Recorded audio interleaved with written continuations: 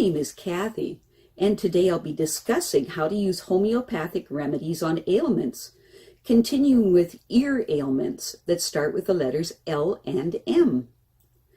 But before I do this, I wanted to let you know that because I have a great many videos now on many different topics, that I've decided to make several different video playlists so that it's easier to find the videos of greatest interest. So please check out my playlist page. Please refer to my How to Use Homeopathic Remedies video before using the material in this video. I'll be discussing how to use homeopathic remedies on specific ailments, but I've broken these ailments into categories for easier reference. I'll begin with ailments of the mind and emotions, then I'll move on to ailments of the brain and nervous system. Then I'll address issues with the skin, nails, hair, eyes, ears, nose, teeth, gums, lungs, respiration, heart, blood, circulation, muscles, bones, joints, esophagus, stomach, duodenum, small and large intestines, liver, gallbladder, pancreas, kidney, bladder, then ailments specific to women and then specific to men, then issues of the hormone and metabolism, and after that I'll address issues of homeopathic remedies on infections, infestations in the immune system, then issues surrounding fertility, pregnancy, and surrounding childbirth and postnatal problems, then homeopathic remedies that address special problems in infants, ailments and diseases of childhood, and special issues of adolescence, and finally, special issues of the elderly. Constitutional treatment involves treating the totality of the individual person. Everyone is a unique individual with a unique physiology that responds to substances differently. In homeopathy, it's recognized that people will react strongly to certain remedies, and as a result of this, they can be loosely placed into different categories called constitutional types. Homeopaths talk, for example, of phosphoric types. These are people who react strongly to phosphorus, or arsenicum album types, those who react strongly to arsenicum album. The belief is that people of one type share similarities in terms of body shape, character, and personality, and the sorts of diseases from which they suffer. As an example, Natrum Mur people tend to be pear-shaped, have a dark complexion, be fastidious and rigid in personality, and keep themselves to themselves. They also crave salt and suffer from constipation.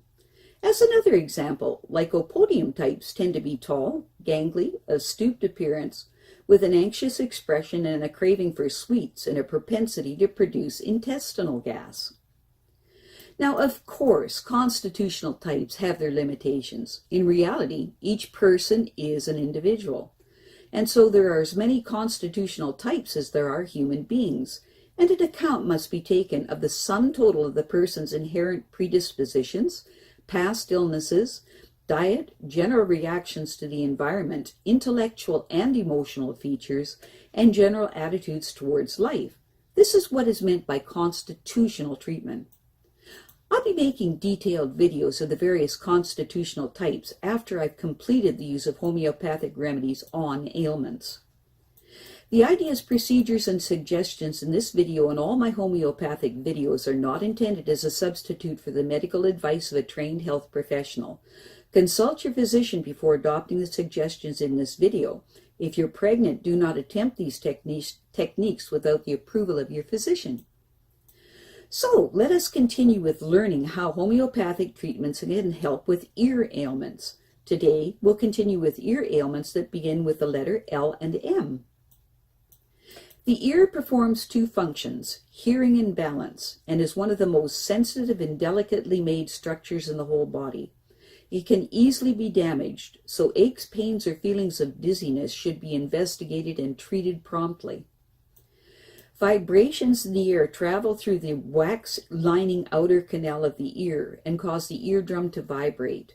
This causes 3 tiny linked bones in the middle ear to vibrate too.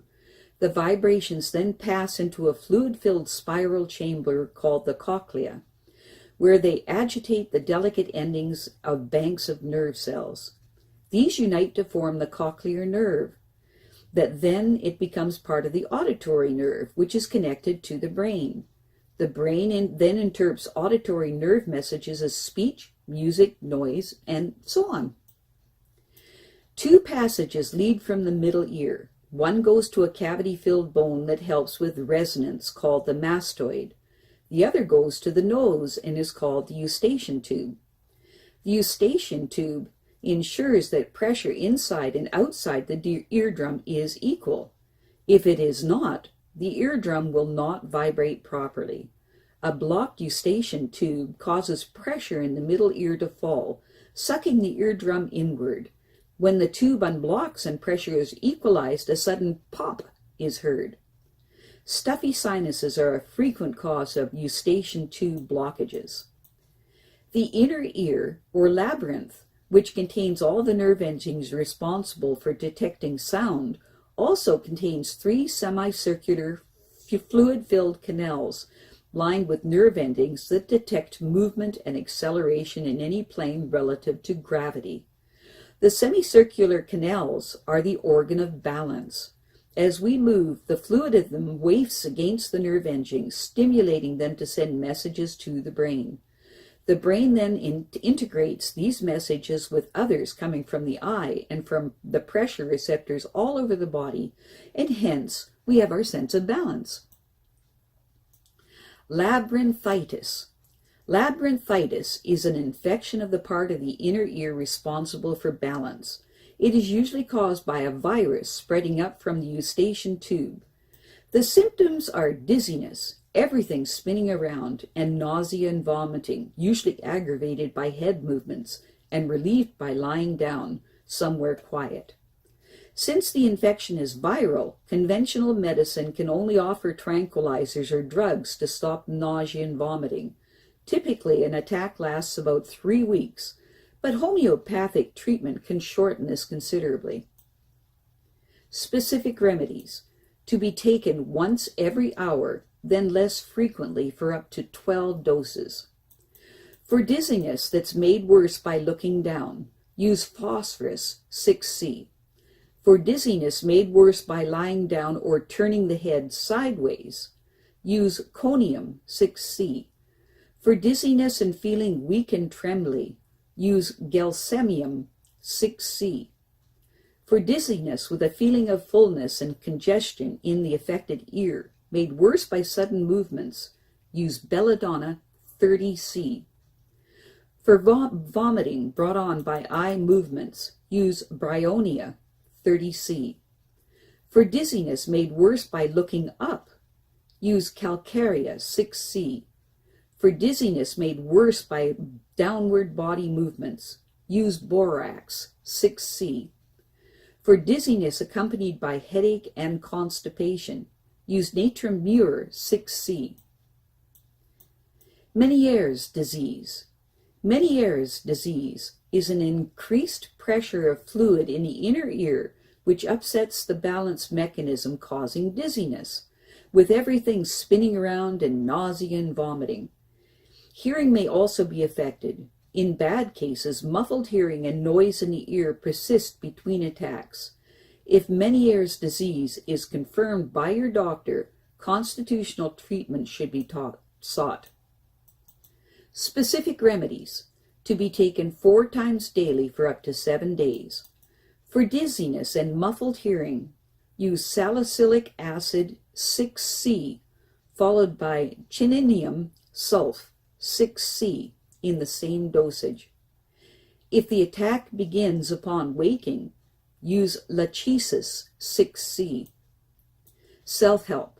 Cut down intake of fluids and salt. Stop smoking. In acute attacks, rest quietly in bed. Middle ear infections. A middle ear infection is usually caused by germs spreading up the eustachian tube from the nose and throat, but occasionally by germs entering through a ruptured eardrum.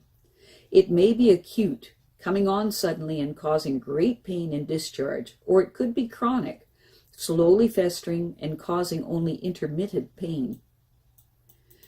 Acute infections.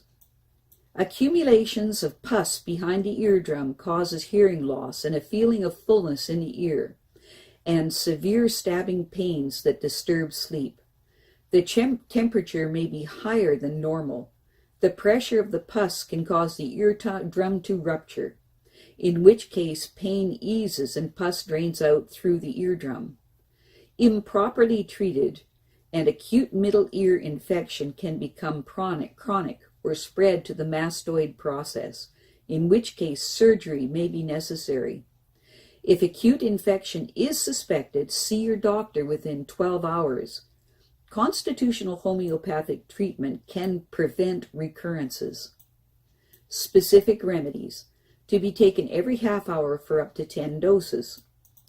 For restlessness, anxiety, and an attack brought on by exposure to cold, use Aconite 30C.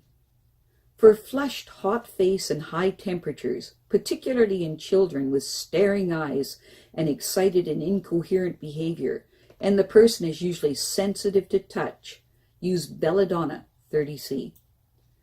For pain as pressure behind the eardrum pushing it out and the person is weepy, use Pulsatilla 6C. Chronic infections.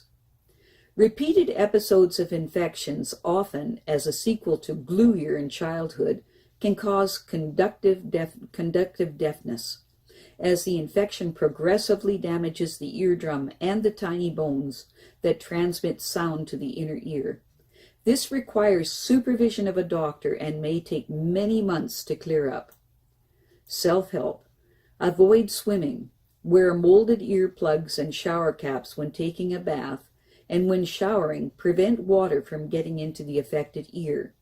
Take zinc and vitamin B supplements. I have a great many videos now on many different topics, and so I've decided to make several different video playlists so that it's easy to find the videos of greatest interest. So please check out my playlist page. Well, that's it for now. To stay up to date with my latest videos, make sure to subscribe to this free YouTube channel by clicking the red subscribe button right below this video. Take care.